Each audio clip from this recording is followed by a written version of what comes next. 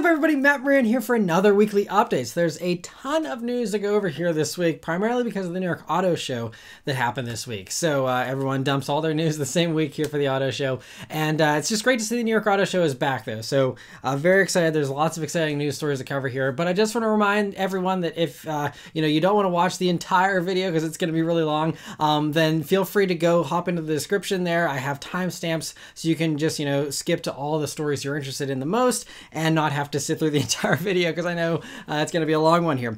But for those who enjoy a long one, Merry Christmas, I guess, because it's we've got a lot to cover here. So first, Honda has teased 2 electric sports cars that they're going to be coming out with here among the 30 EVs that they're promising to globally debut by 2030. So they refer to one of them as the specialty model and the other one as a flagship. So that's likely the NSX successor you're seeing there on the right.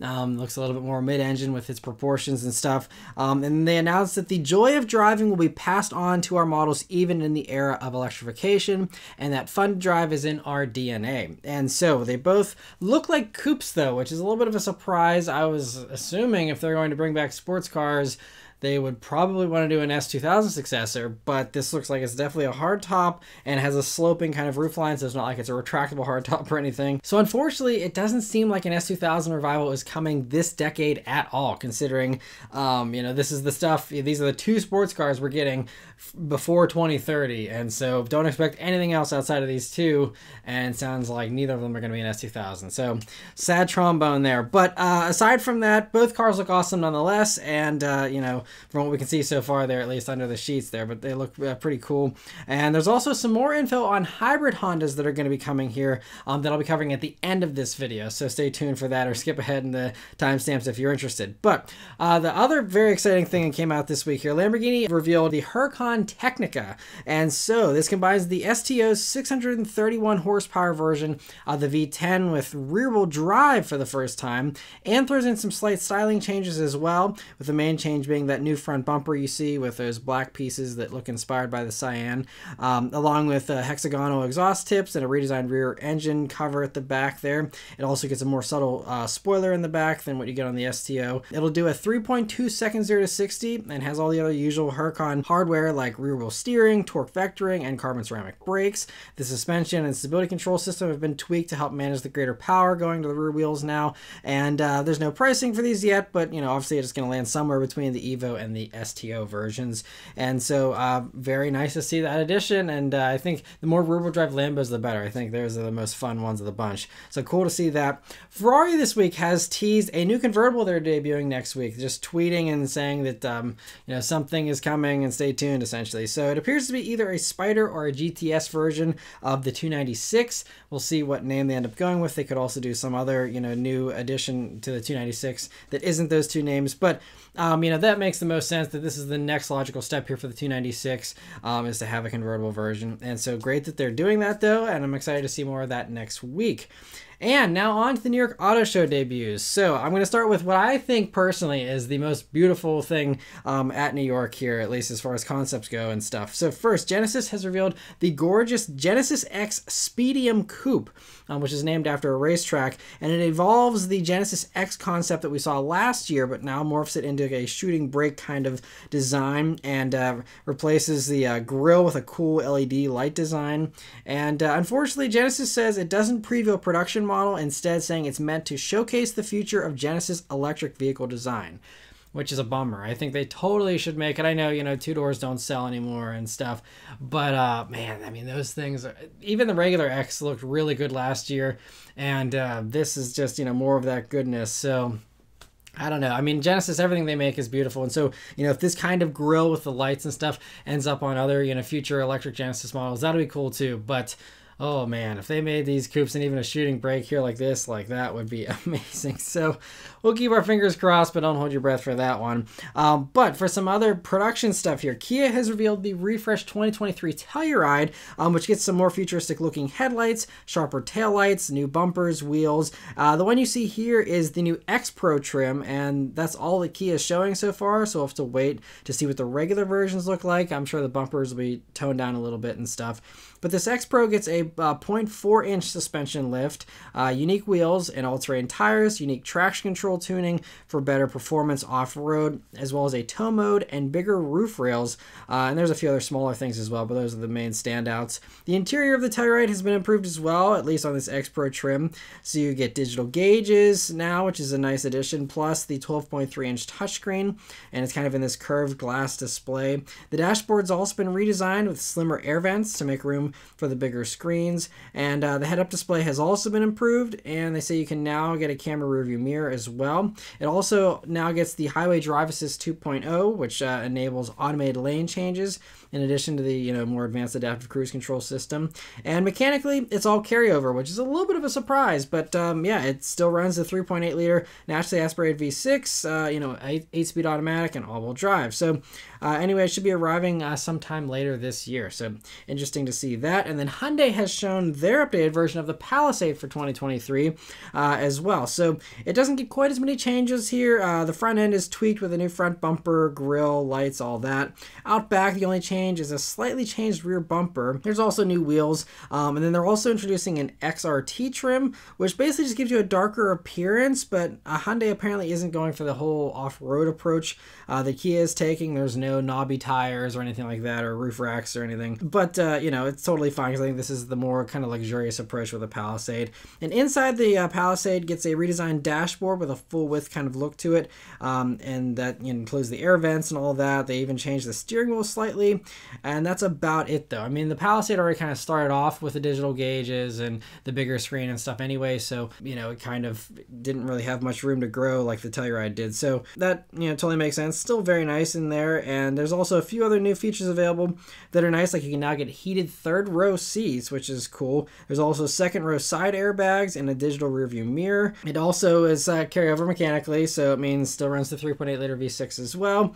And Hyundai says that'll be on sale this summer, but there's no pricing for those yet. And getting back to Kia, they have also revealed the 2023 Niro in New York. So we've already seen the styling previously of the Niro on its international debuts and stuff, but now we have all the details for the US version here. So it still comes in hybrid, plug-in hybrid, and EV forms, and it's still front-wheel drive only. It's about 2.5 inches longer than the last one, so it's a bit more roomy and practical than before.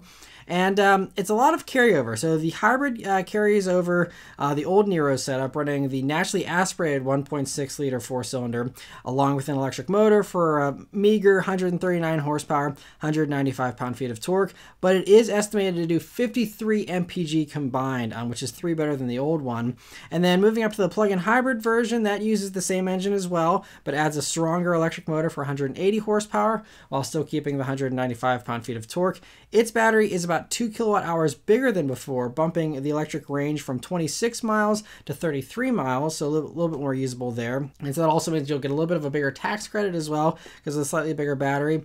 And then finally, there's the Niro EV, which is interesting, because it still uses the 201 horsepower motor like the old car, but it does get a slightly bigger battery to bump the range from 239 miles to 253 miles. So that's a good improvement, but unfortunately, it's still running the old electrical system and not the newest stuff from the EV6, which has, the 800 volt setup. So that means the max charge rate here for the Niro is only 85 kilowatts, which is even lower than the Toyota BZ4X, which, was a little bit of a bummer. That only did 100, and other stuff like the Mach-E does 150 kilowatts. And I mean, the EV6, that and the Ioniq, I mean, they do well, over that. And you can do like a full recharge in like, 15 or 20 minutes with those, or at least 80%. And, compared to this, they're saying the Niro, it's going to be like a 45 to 50 minute recharge time there for that. So, and it's a smaller battery. So kind of strange, especially since this is the same size roughly as the EV6 as well.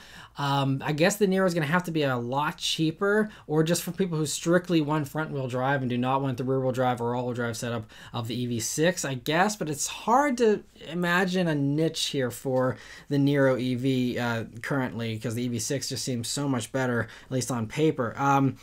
So yeah, that's interesting, but cool that they're offering that. I was honestly just expecting them to just do the plug-in hybrid and the regular hybrid, and that's it for the new Niro. But I mean, the old Niro EV that I reviewed a few years back was a fun little thing nonetheless. It was kind of like an electric hot hatch, and I really enjoyed driving it still. But anyway, so if you're interested in these Niros, they're going to be arriving at dealers this summer in all 50 states, but there's no pricing for those yet. But the all 50 state thing is also new. Previously, it was only available in certain states. So now you can get it everywhere, and so that's great. Nissan at the New York Auto Show pulled the same move as Kia, basically, introducing the slightly more off-road ready 2023 Pathfinder Rock Creek. So it gets a 5/8 of an inch lift, unique wheels with all-terrain tires, along with unique bumpers and a new grille with the 3 slits you see there at the top of it. It also has a tubular roof rack that can hold 220 pounds, so a little bit better for camping and stuff. Inside it gets unique fabric and leatherette upholstery, orange stitching, and Rock Creek logos. And interestingly, they bothered to give the engine a new tune, so now it can run on premium gas if you want a little bit more power. So if you do put the premium in it, then it bumps the V6 to 295 horsepower and 270 pound-feet of torque, which is 11 more horsepower and 11 more pound-feet of torque than before. It's hard to imagine that any single Pathfinder buyer would pay, especially these days with the higher gas prices, would pay the extra for premium for 11 horsepower. Just seems like a strange inclusion. I guess maybe it just as a bragging right thing so they can advertise 295 horsepower and give them an edge in the marketing or something. I don't know, but that's that. And so anyway, they'll be arriving this summer, but there's no pricing for those yet. Nissan also showed off a light refresh here for the Leaf, which gets the new Nissan logo that now lights up in the front, along with slightly tweaked bumpers, grille, headlights, wheels, rear diffuser, and spoiler. The changes for this one were aimed at improving aerodynamics more so than just freshening up the look. And Nissan, they haven't provided any range estimates as far as, you know, what it's going to do better than the old Leaf. They say it's going to be similar to the current model as far as range goes. So even though these are aerodynamic improvements, don't expect them to be huge improvements. It sounds like it's all very, very minor stuff. Otherwise, the small battery is now only available on the base model, so that's one of the little change, meaning that the more powerful motor and the 215-mile range battery is the only way to get a Leaf now beyond the base model. And there's no updated pricing for these yet either, but they'll also be available this summer. Subaru has revealed a refresh for the 2023 Outback at the New York Auto Show. And so all the styling changes are up front here, where it gets redesigned headlights, a new bumper and grille there. It's a little bit more inspired by the Solterra. The fog lights are now much bigger as well, and also kind of take some cues from the Solterra. If you don't like those changes though, interestingly, the Wilderness version will remain unchanged with the old look and the old headlights. Kind of strange. I'm not sure why they did that. I mean, they said that for this refresh they wanted to give the regular Outbacks more body protection as well, and that's why there's the extra plastic there. But you would think that the Wilderness, you know, buyers would want the new headlights and stuff to have the newest look. But apparently they're not going to give it that, at least not for the 2023 model year here. Other changes, though, are a improved set of eyesight cameras to allow the safety systems to work better, and it now has an automatic emergency steering feature that can do evasive steering up to 50 miles per hour if it, you know, detects there's impact impending. The Touring trim also gets a camera review mirror now, and the infotainment system gains wireless Apple CarPlay and wireless Android Auto, which is a really nice improvement. Hopefully that means that all 2023 Subarus with this infotainment system, including the WRX, will get the wireless integration for the smartphone, because that is one key thing where some of the competitors of the WRX, for example, have that and the WRX does not. So it'd be really nice if they do add that for all Subarus here. And lastly, the Onyx trim can now be had with the base motor for those who want the Onyx looks and styling without the turbo engine. And the higher price tag of that, you know, that kind of brings the Onyx down to a more affordable level for those people. And so yeah, but there's no pricing or release date for any of these new Outbacks yet. And Jeep this week has revealed the L versions of the Wagoneer and Grand Wagoneer that are coming here for the 2023 model year. So they add 7 inches to the wheelbase and 12 inches to the vehicle's overall length to properly compete with the long wheelbase versions of the SUVs from Ford and GM. And all 3 rows are the same as before, meaning all the extra length only benefits the cargo area, which goes from 27 cubic feet to now 44 cubic feet of space. The other big change is that these Ls come standard with the new twin-turbo Huracan inline-six engine that I covered 2 weeks ago, and I kind of detailed that engine then. So in the regular Wagoneer L, it'll do 420 horsepower and 468 pound-feet of torque, which is almost 30 more horsepower and over 60 more pound-feet of torque than the V8 in the non-Ls. And then the Grand Wagoneer L uses the higher version of this motor that Jeep calls the Huracan twin-turbo 510. So that means it does 510 horsepower and 500 pound-feet of torque, which is nearly 40 more horsepower and 45 more pound-feet of torque than the 6.4-liter Hemi V8 does in the regular Grand Wagoneer. Also, one other perk is that these motors do get 1 mpg better than the non-L V8s. So obviously we're not comparing apples to apples because the Ls are heavier, so they're going to get a little bit worse fuel economy. We'll see. It's almost certain that, you know, the regular Wagoneers in their short wheelbase versions will also get the Huracan 6-cylinder at some point. You know, I don't know if they're going to do only 1 year of the V8s with those. They might just have the Huracan engine as an option for a little bit. We'll see. But, you know, so we'll have to wait to see when we actually compare the same wheelbase version vehicles, you know, 6-cylinder versus V8, which does better. But still, you know, having a bigger, longer vehicle that is heavier and still having it get 1 mpg better with more power is progress. It's not much progress as far as the fuel economy goes, but still a little bit of progress nonetheless. Anyway, these new L versions of the Wagoneer will be arriving at dealers in the second half of this year sometime, they say. And Chrysler has also shown the Airflow EV concept again in New York here, but this one has some slight tweaks as it makes its progress here towards a production model. So the biggest change here is the grille has been restyled a little bit, and the light bar design up front there has been changed so that now the Chrysler badge is shrinking and dropping below the light bar instead of being in the middle of it there like it used to be. And then inside it also loses its second screen below the bigger infotainment screen there, which now also looks like it's better integrated than before. And then the shifter and the steering wheel get slight changes as well, but there's still no new info about when the production version is going to be arriving, with Chrysler previously only saying they're planning to have their first EV arrive by 2025. But I don't know, this vehicle to me does not seem 3 years away unless the powertrain just isn't ready. But as far as, you know, the sheet metal, the interior, everything else seems basically production ready at this point. So I'm still having a hunch this is going to show up sooner than 2025, but I could be wrong. So anyway, interesting to get another look at that. BMW has revealed the 2023 X7 in New York, and the leaked image we saw recently turned out to be accurate, with the big styling changes up front being, you know, the switch ditching the regular headlights for the split DRL headlight look, along with a sharper front bumper, slightly restyled grille that can now be illuminated as well, and then out back it gets new taillights. There's also new wheels too, and those wheels can top out at 23 inches as an option, so getting bigger and bigger every year. Inside though, it gets new screens here from the iX, so it means you get a 12.3-inch gauge cluster and a 14.9-inch touchscreen combined with one piece of curved glass to contain them all. And then the rest of the dashboard and the center console has been redesigned as well, and it swaps the shifter for a little toggle now, like you got on the iX as well. Mechanically, the base 40i version now runs a 3-liter turbo inline-six that now uses the Miller cycle and has a 48-volt mild hybrid setup.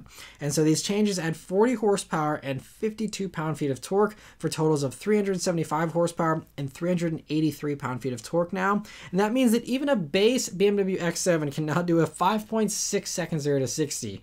Which is plenty of power, I think, for basically any X7 buyer. But if you do want more, the M60i version is also still available and also gets a 48-volt mild hybrid system, but its power figures remain the same. So it gets a stiffer suspension, and there's also 4-wheel steering, a continuously adaptive suspension now, which are available as options on the 40i version as well, but it's all coming with the M60i as standard. Both also get a new sprint mode that selects the lowest gear possible and puts everything into its sportiest mode when you pull the left paddle for more than 1 second. And then both models are also about $4,000 more expensive than before, starting at $78,845 for the 40i and $104,095 for the M60i version. And if you want an even higher price tag and more power, BMW's in-house tuner Alpina also debuted their revised XB7. We only have one picture of it here, but that now gets 18 more horsepower for a total of 630 horsepower and 590 pound-feet of torque, to give it even a bigger gap than it had over the M60i before. And it now does a 4-second 0 to 60 time, which is a half second faster than the M60i does it as well. And so price pricing for that one hasn't been finalized yet, but last year's XB7 started at $141,000. So, you know, it's almost like 35 grand more than the M60i version. So it'll probably be a little bit more than that, but somewhere in that neighborhood. And it'll be starting to arrive in December, but regular X7s will be arriving a bit sooner here in the third quarter of this year. Austrian company Deus Automobiles revealed their electric hypercar called the Vayanne in New York here. So I'm always skeptical about these things, but this one seems to have some pretty big names attached to it that makes me think this one actually has a decent chance at actually being produced and sold. So it was designed by Ital Design, and it's and Deus is partnered up here with Williams Advanced Engineering, which is the team behind the impressive F1 car. So this thing actually has a slightly better chance, like I'm saying, than some others out there, because I feel like I've covered a decent amount of these startup companies with crazy hypercars that are, you know, all promising the world and don't ever actually get anywhere. So hopefully this one actually gets produced, because it sounds like it's going to be sweet if it does. They haven't tested it, but they're predicting with their digital simulations that the Vayanne will have over 2,200 horsepower and a top speed of 248 miles per hour and a 0 to 60 time under 2 seconds. They plan to build 99 of them starting in 2025, and there's no pricing given, but of course when you're in this realm, pricing is irrelevant anyway. But anyway, yeah, best of luck to them. Hopefully that thing does actually see the light of day. And another car with crazy horsepower that you can actually buy now is the Lucid Air. And Lucid this week debuted a new Grand Touring Performance trim, which has 1,050 horsepower and a 2.6 seconds 0 to 60. So that is 61 less horsepower than the Dream Edition, which was limited to 520 cars, and they're already sold out. So this is now the next best thing you can get. And so this Grand Touring Performance version will now be the new top trim, and it is unlimited, I believe. So there's no cap on these. And so the regular Grand Touring trim is still available, thankfully, as well, with its slightly more modest 819 horsepower and 3 seconds 0 to 60. And that one is still the range king, by the way, doing 516 miles of range, which is still so impressive. 469 miles on the bigger 21-inch wheels. And so the performance version here is only available with the 21-inch wheels. And because of that and the extra power, range does drop to 446 miles. So, you know, you're losing about, 25 miles or so there, but, still way better than basically all other EVs with 446 miles of range. That's still awesome. And the performance trim also gets a big price pump, though, to go along with, the performance here. So it costs $40,000 more than the regular one at $180,500. I mean, still, you get a 2.6 second 0 to 60, over 1,000 horsepower. Very, very impressive. Not a bad deal at 180 grand, honestly. And so deliveries of those are actually going to begin in June. So they're already doing customer deliveries of the other trims and stuff. And so great to see these things are actually hitting the streets here now. So congrats to Lucid for making it. The last news story from New York here I'm going to cover is the Vinfast VF8 and VF9. So I haven't talked too much about this Vietnamese car company just because it was kind of a wait and see thing of, there's been a lot of companies from China and stuff that have been talking about, we're going to be selling cars in America, and then it never really happens. But it sounds like this is actually going to happen because the first couple of years here, they will be selling and shipping vehicles from Vietnam, but they're building a factory in North Carolina that should start building cars by the middle of 2024. And then they'll actually, be building them here in the States. So they will certainly, actually be selling them here. In the meantime, though, the VF8 and the VF9 were shown in New York. And we've already seen these models before, so there's no big news there. But the big stuff here is we have some more details as far as how they're going to have the batteries and the pricing for all this stuff. So... and they also said they're going to be arriving, by the way, by the end of this year, which is still an ambitious target. We will see, if they do make that deadline here. So first off, the smaller VF8 is going to be available with 2 different batteries and motors. The slower one has 348 horsepower, and the faster one has 402 horsepower. Depending on the battery and the performance, range is somewhere between 248 miles for the lowest range one, up to 292 miles for the best configuration mileage-wise. It'll start at just $40,700 $400 including destination, but there's a catch to that, which I'll get to in a minute here. But the bigger VF9 only comes with that 402 horsepower setup, but that still offers 2 batteries. They're both, I think, bigger because the ranges are a lot higher. So you get between 262 miles with a lower battery, and then the top battery does 369 miles of range in its best configuration. And they'll be starting at $55,500, and they could potentially be the first 3-row electric crossover outside of the Tesla and the Rivian. So that could be pretty big for them to kind of beat everyone to the punch with that. The catch, though, to the pricing here is that the batteries aren't included. So, yeah, they're doing this different strategy when it comes to the pricing here. So there's going to be 2 plans where you basically lease the batteries instead, and you just lease them separately indefinitely as long as you have the vehicle. You can supposedly buy them, or there will maybe be a way to buy them outright, but basically VinFast is pushing for people to just lease the batteries separate of leasing or buying the car. So there's going to be 2 plans, one with unlimited mileage for $110 a month for the VF8 and $160 a month for the VF9. But if you can stick to under 310 miles a month, there's a cheaper plan that's a much more reasonable $35 a month for the VF8 and $44 a month for the VF9.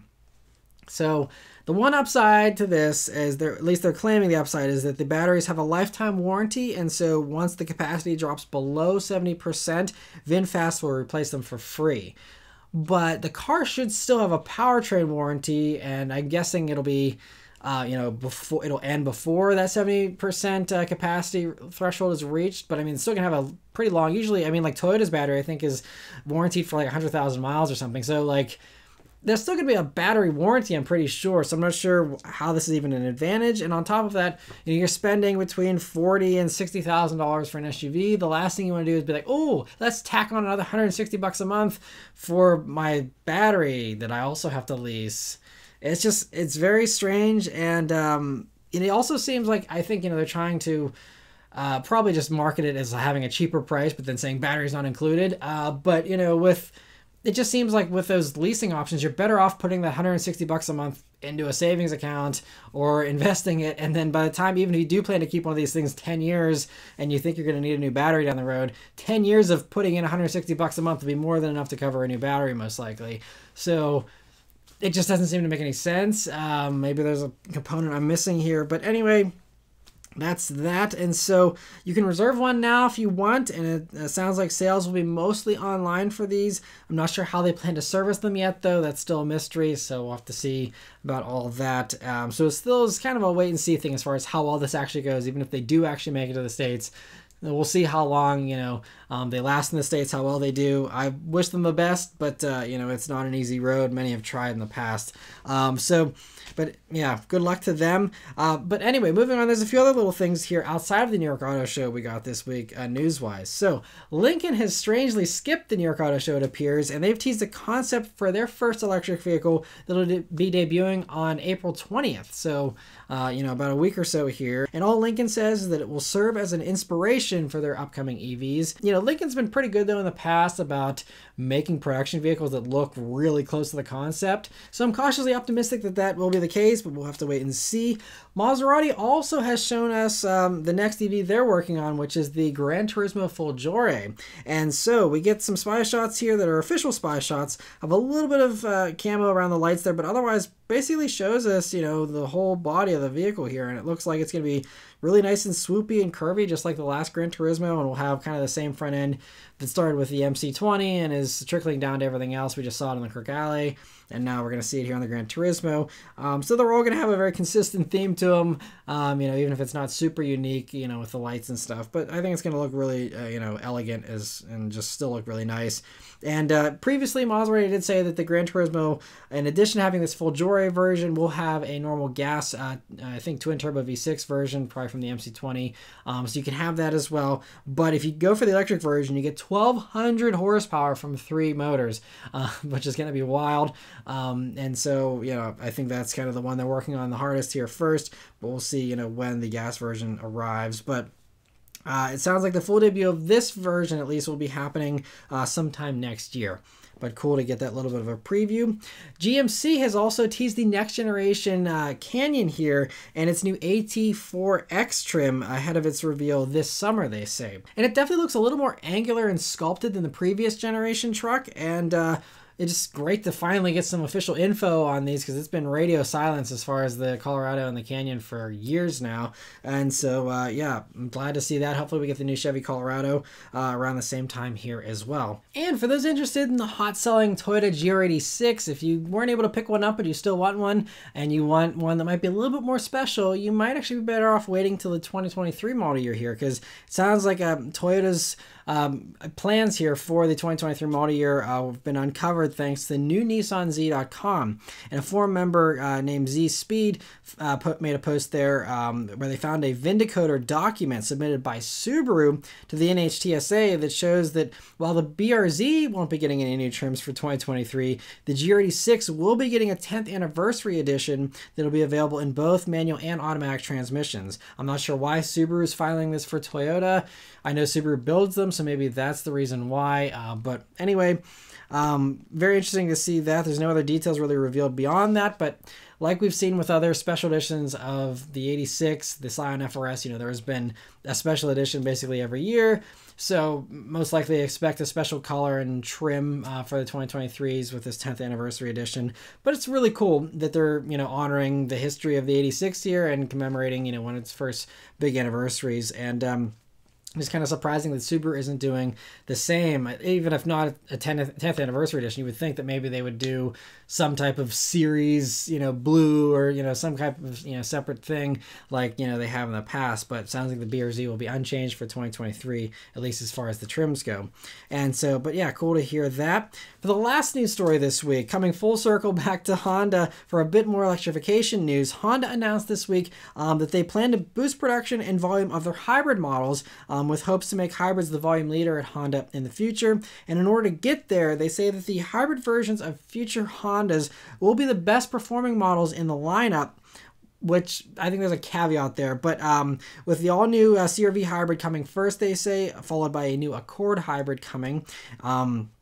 So still confirming, you know, CR-V is coming first, and then we'll have a brand new Accord coming after that. But they also confirmed that we will be getting the Civic Hybrid here. That was just introduced in Europe. I just talked about that, but they didn't reveal any details here or timing for the US version. So that's interesting, and obviously we know that that's not going to be the top performing version of the Civic. So I think that, you know, top performing thing they were talking about was just for the CR-V and the Accord. But then lastly, they did announce that the Insight production will be ending in June to make room for this new hybrid production. So you know, the factory builds CR-V and Civic hatch currently, so my guess is just like Europe, the Civic Hybrid will be only hatchback, at least to start, and you know, we'll see if they add it to other versions of the Civic down the road, but we'll have to wait and see if that's true. But kind of a bummer the Insight is going away. It was cool that they brought the name back here for a second generation, and it seems like people really like the Insight that had them from, you know, the little bit of that I saw. But